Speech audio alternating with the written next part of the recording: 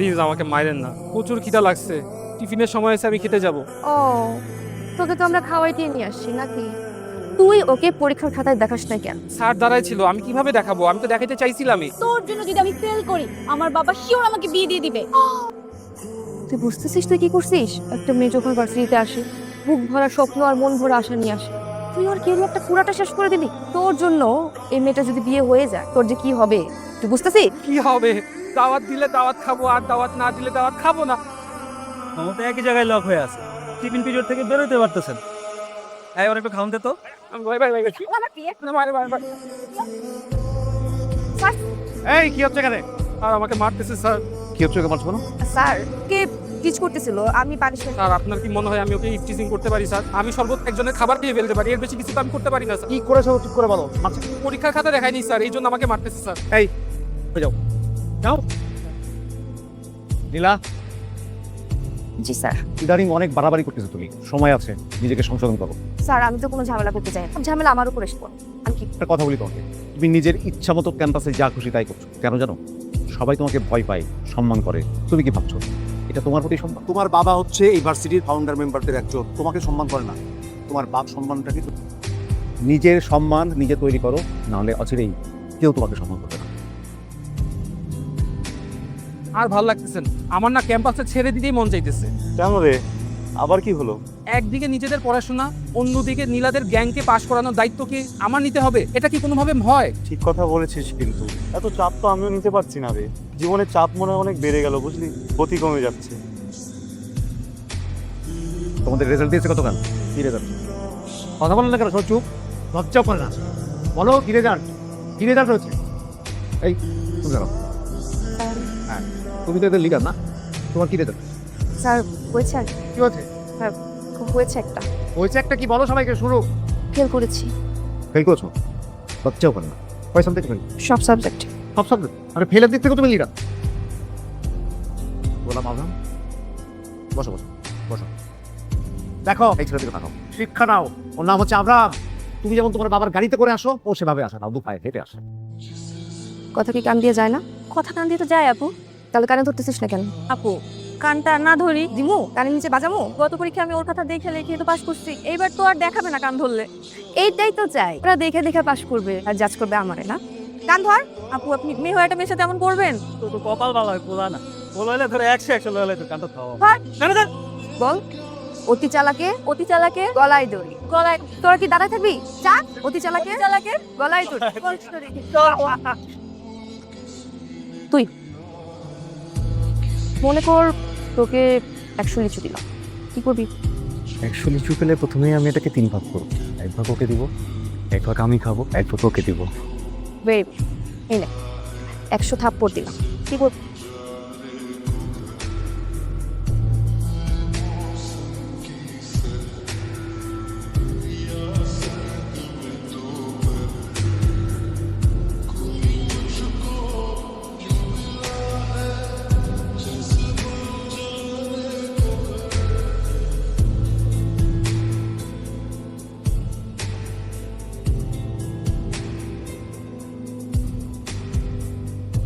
বন্ধু কান দিস না, কেন্দে কি লাভ হবে বল? ওরা তো আমাদের সাথে এরকম করবে, ওদের সাথে তো আমরা পেরে উঠতে পারবো না। আমাদের থেকে অনেক ওভার স্মার্ট।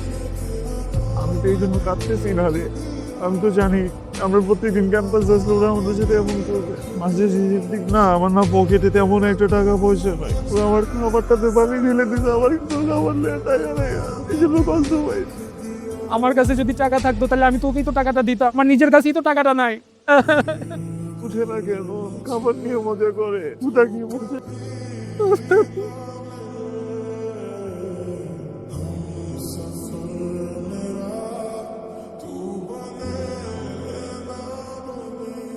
তুই তো কি রে, হয় না? হবে ওই তো কি বং যে দর্শস রে বাইরে ভাই। ভাইয়া আমি আপনাদেরকে চিনতেছি না। না এখন তো আমার তুই চিনবিও না, সম্পর্ক বদলে গেল একটি পলকে।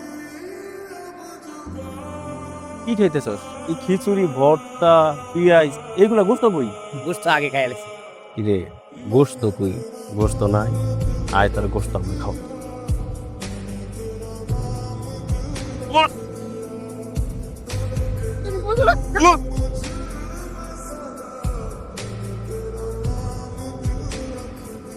কি বলছিলাম তোদেরকে? এমনি পিটাতে বলছিলাম? ছেলেটা তোর জানোয়ারের মতো পিটাইছিস। ছেলেটাকে এভাবে মারার কোনো দরকার ছিল? হ্যাঁ, ও তো আমাদের ব্যাচমেট না? ওকে যেভাবে খুশি তোরা শাস্তি করছিস, যেভাবে খুশি শাস্তি দিছিস, সবসময় ছেলেটা মেনে নিছে। আর এইভাবে মারবি? আমি তোকে বলছি জাস্ট একটু শাস্তি কর। তোদের নামে আমি ডিপার্টমেন্ট হেডের কাছে কমপ্লেইন করব। আমরা তো এইভাবে মারতে বলি নাই, জাস্ট থ্রেট দিতে বলছি, একটু কান টেনে দিতে বলছি, তুই এইভাবে তো মারতে বলি নাই। মানে কিভাবে কি হয়ে গেছে আমি নিজে তো বুঝতে পারতেছি না। দোস্ত বেশি ব্যথা পাইছস? ছামতা মারছে না? কি করতে ছেলেটাকে? হ্যালো, হ্যাঁ কে? ভাই আমিটা কে? আপনি যে একটা প্ল্যানিং করছিলেন মারার লাগা, আমি ধরুন আপনারা তো খুঁজতেছি, আপনি কই? এইভাবে কি কাউরে মারে? এভাবে মারতে বলছি? ভাই মার। আরে তো আমি মারার উদ্দেশ্যে ভার্সিটিতে আইছিল। আইতে যে আদি ভার্সিটির ওরা কিছু একটা বলা পায় না, মানে তোমার কাছে যা ছিল সব রেখে দিয়েছে। ফোনটা ছিল, ফোনটাও রেখে দিয়েছে। ধরুন ফোনটা খান। কিভাবে দোস্ত, আমরা যাদের ঠিক করছি তারা মারে নাই তো? কি? হ্যাঁ। আব্রাহাম, আমি খুবই সরি। আমি আসলে বুঝতে পারিনি যে ওরা এমন কিছু করবে তোমার সাথে। আমার জন্য তোমার খুব ঝামেলা হয়ে যাচ্ছে, তাই না? আমি একদমই প্রস্তুত ছিলাম না তোমার এই সিচুয়েশনের জন্য, বিশ্বাস করো। আমি যে কি করবো। আর টুপিটা আছে টুপি আছে। আব্রাহাম, দেখেন আপু, আজকে কোনো সিন ক্রিয়েট করেন না। ও অনেক অসুস্থ, ওকে প্যারাসিটামল দিচ্ছি, 3-4 দিন খেলেই ভালো হয়ে যাবে। ভালো হওয়ার পরে আবার বিরক্ত করতে আইসেন। আমি আজকে সিন ক্রিয়েট করবো না, তোমরা একটু সাইডে যাও, আমার আব্রাহামের সাথে একটু কথা আছে। Abraham, okay Abraham, I am sorry. আসলে তোমার সাথে অনেক অন্যায় করে ফেলেছি, অনেক অবিচার করেছি। ছোটবেলায় মাকে হারিয়েছি তো একাই বড় হয়েছি বলা যায়। বাবা সবসময় বিজনেস নিয়ে ব্যস্ত থাকতেন, আমাকে ওইভাবে সময়টা দিতেন না, যেটা আমি সবসময় চাইতাম। যার জন্য যেদি একপ্রকারভাবেই বড় হয়েছি। বন্ধুরা যা বলেছে সেটাই ভাবতাম সবসময় ঠিক। বন্ধুদের পাল্লায় পড়ে অনেক ফান করেছি, অনেক অপমান করেছি তোমাকে। আর এই ফান করতে করতে কখন যে তোমার সাথে এত অন্যায় করে ফেলেছি আসলে বুঝতে পারিনি। I am sorry. আচ্ছা, কি করলে তোমার ভালো লাগবে বলো তো? আমি কি একটু কান ধরে উঠবস করবো? ভালো লাগবে? আমার মনে হয় আপনি অনেক অস্থির হয়ে যাচ্ছেন, একটু শান্ত হওয়াটা জরুরি। শান্ত বললেই কি হওয়া যায়? আমার এত সার্কেল, এত ফ্রেন্ড, এত কিছু থাকা সত্ত্বেও না দিন শেষে আমি খুব একা। কি দিয়ে যে মনটা ভালো করাই? ফ্রেন্ডস। আব্রাহাম, তোমার হাত কাঁপছে কেন? First time female friend, very nervous, whole body shaking, not only friend. তুমি কিন্তু দুষ্টু আছো।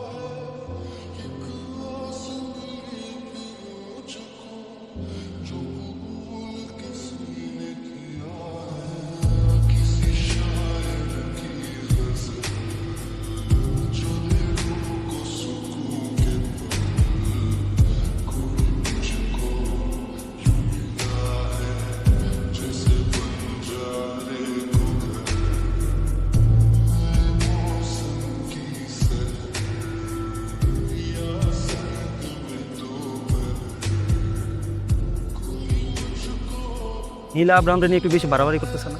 তা তো করছি। ব্যাপারটা আমার একদমই পছন্দ হইতেছে, বুঝছো? তাহলে কি করবি? পরে সাইডে নিয়ে গাড়াই দিই। আরে না, গাড়ানো যাবো না। আমি একবার গাড়ি দিছিলাম, নীলা এসে আমার হাত ছড়াই দিচ্ছে। আবার দেখি পাশে ওরা যায়, পানি খাওয়াই দেয়, চিপা যায়, একসাথে হাঁটে। আর আমি যদি কিছু করতে যাই তাহলে নীলা অনেক রিয়েক্ট করবে, এটা করা যাবো না। ওর অন্য কিছু করতে হবে।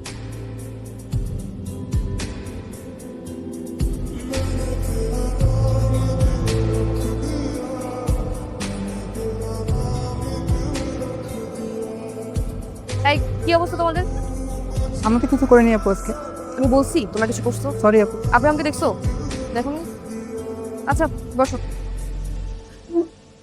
আব্রাহামকে দেখছো? না। কবে আসবে জানো? আমি কি বলতে পারছি না কবে। ওর বাসার অ্যাড্রেস জানো? না, আমি জানি না। আমি জানি, একবার ওর বাসার নিচে গিয়েছিলাম।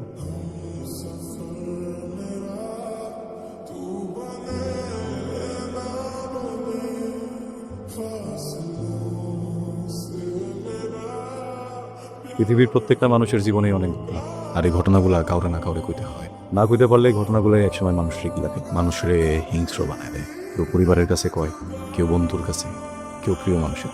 কিন্তু আমার তো কেউ নাই, এই জন্য কথাগুলো ডায়েরিতে লিখলাম।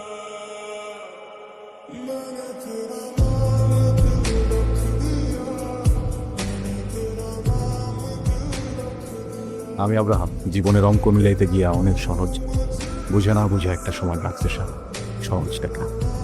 আমার কাছে মনে হয়েছে পড়া চিন্তায়, কিন্তু আমার একটা দুর্বলতা হচ্ছে, একটা টিমকা। ওইটা আসলে আমি নিজেই ওইখানে বড় হয়েছি। ওই জায়গার পোলাপাইনিরা দেখলে মনে হয় যে প্রত্যেকটা পোলাপাইনি আমরা যখন খাই মনে হয় আমি খাইতেছি, ওরা যখন পরে মনে হয় আমি পড়তে পৃথিবীর সব শান্তি মনে হয় ওই এতিমখানাটার ভিতরেই। স্যারেরা ভাবছিলাম অনেক বড়, পড়ালেখা করাইছে, খাওয়াইছে, বড় করে, কিন্তু স্যারের মুখে চুনখালি দিয়া দিত। এতিমখানাটা এখন আমি দেখাশোনা করি, তারা কেউ জানেই না আমার কাম কি। হঠাৎ কইরা আমার এতিমখানা থেকে কয়েকটা বাচ্চা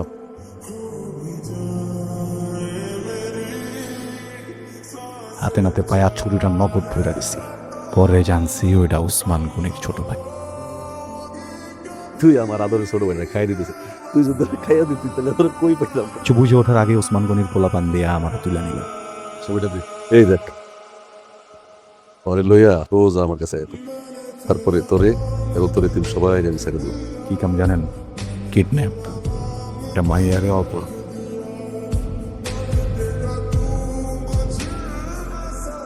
নানান ছলে গলায় আইলাম, ছাত্র সাজলাম, নাটক করলাম, রূপ বদলাইলাম, কিন্তু তারপরেও কাম দ্রুত হইতেছিল না দেখা পোলাপান পাঠাইছিলাম মাঠে মটকাটা করুম হইল। আজকে যাইতেছি এই অবরে ভরুম, তারপরে উড়াম হই নাই, তারপরে বুঝবো ওসমান গনি আমি কি যাই।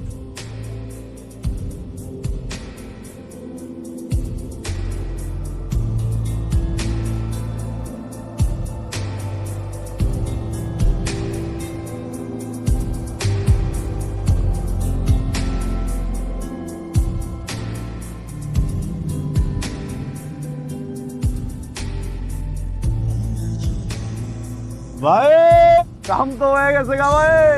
আমার ছোট ভাইয়ের মুখে বেশি টাকায় বেঁচে ছেড়ে দিছ, ঠিকানাটা একবার পরে যদি আমি ফাইট আস্তে আস্তে ভাই আসছে ভাই, আমি তো আপনার দ্বারা আমি করতেছিলাম তাই না।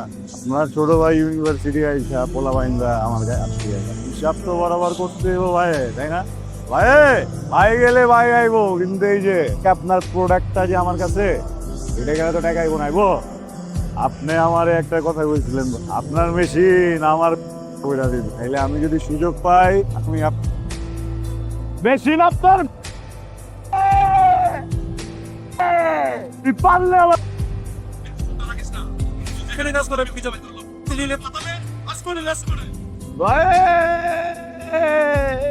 তুমি নিত জীবন থেকে চলে গেলে আরেক নিত আসবে, কিন্তু ওর মতো বন্ধু চলে গেলে আমি বন্ধু পাবো না। সিরিয়াসলি এসব আমাকে বোঝাতে আসবেন না। আপনাদের মতো ড্রাইভারকে খুব ভালো করে চিনি। ইচ্ছা করে আপনারা ঘুরাই নিয়ে আসেন, তারপর রাইডগুলো আপনারা এভাবে ফেয়ার বাড়ায় দেন। এসব শয়তানি সব জায়গায় করতে আসবেন না। আপনাকে দেখেই তো বোঝা যাচ্ছে আপনি এগুলো করে বেড়ান। আবার এইভাবে কথা বললেন না। আপনি অ্যাপ চেক করেন, অ্যাপ চেক করে যদি মনে হয় যে আমি বেশি ভাড়া নিচ্ছি তাহলে কমপ্লেন করেন, কোম্পানি থেকে আপনাকে রিফান্ড করে দিবে। এগুলো আমাকে বোঝাতে আসবেন না। 382 টাকার এক পয়সাও আমি বেশি দিব না। নিতে হলে না, নালে যান। আপনি আমাকে তো কম দিয়ে যেতে পারবেন না। এই যে আমি লক করলাম সব, আমার সম্পূর্ণ টাকা না দিয়ে আপনি যেতে পারবেন না। আপনি লক করে দিবেন না? এগুলোই করে বেড়ান তাই না? এই যে লক করে মেয়েদেরকে আটকে, আপনারাই তো এই মেয়েদেরকে রেপ করেন এই গাড়ির মধ্যে। এগুলো করে বেড়ান আপনাদের, দেখেই তো বোঝা যাচ্ছে আপনাদের। আমার যেটা ন্যায্য সেটা দিয়ে আপনি যান। আপনি জানেন আমি কে? আপনি দরজা লক করে দিন, আমাকে স্টেপ দিতেছেন। দাঁড়ান, আপনাকে দেখাচ্ছি মজা। হ্যাঁ বাবু, তুই একটু নিচে আসো তো। আরে শয়তান ড্রাইভার আমাকে আটকে রাখছে, আমি বাস নিচেই আছি, তুমি নিচে আসো। আপা দেখেন, যেটা ন্যায্য ভাড়া সেটাই তো চাইছি, বেশি তো কিছু চাইনি আপনার কাছে। এখন গলার টোনই চেঞ্জ হয়ে গেছে না? খুব নরম গলা এখন কথা বলতেছেন। এতক্ষণ এই টোন কোথায় ছিল? আপনি শুধু একটু ওয়েট করেন, আপনি দাঁড়ান। কি হয়েছে? আরে শয়তান ড্রাইভার আমাকে গাড়ির মধ্যে লক করে রেখে দিচ্ছে, বের হতে দিতেছে না। ও তো মতলবই ভালো না। এরাই তো হইতেছে রাত বিরাতে মেয়েদেরকে আটকে রেখে রেপ করে। একটা রেপিস্ট একটা। আরে কি উল্টো কথা বলতেছেন আপনি? হ্যাঁ, দুইটা ডাক্তার জন্য এটা কোন ধরনের ভদ্রতা বলেন? নামেন, আমার টাকা লাগবে না, নামেন। লাগবে না টাকা, আপনি যান। কি অদ্ভুত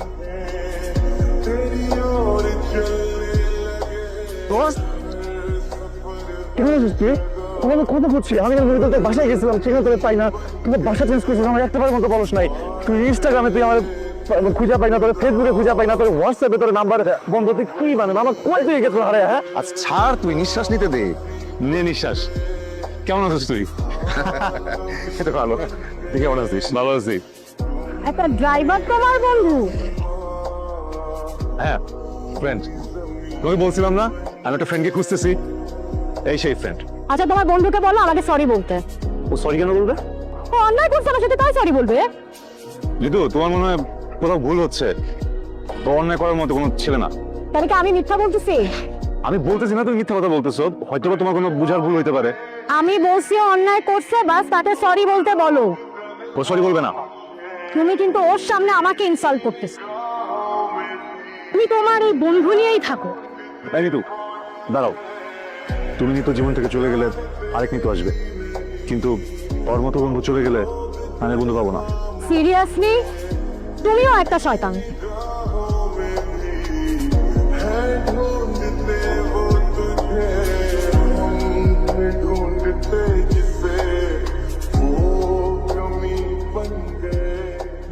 এখনো পায়ে হাত দিয়ে সালাপ করে। হ্যাঁ, আমি তো তোমার পেটে হয়েও তোমার সৎ ছেলে, ওই তোমার আপন ছেলে।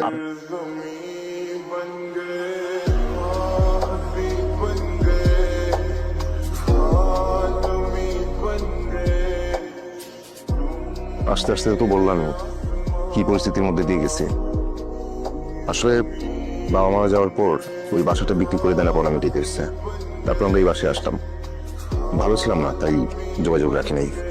অ্যাটলিস্ট আমাকে বলতে পারতি। তুই তো তখন মাত্র বিদেশ গেলি, তুই কিভাবে চলতেছিস, কি করতেছিস এসব ভেবে তো আমি টেনশনে ছিলাম। তার মধ্যে প্যারা দিব। তুই কি ভাবছিস?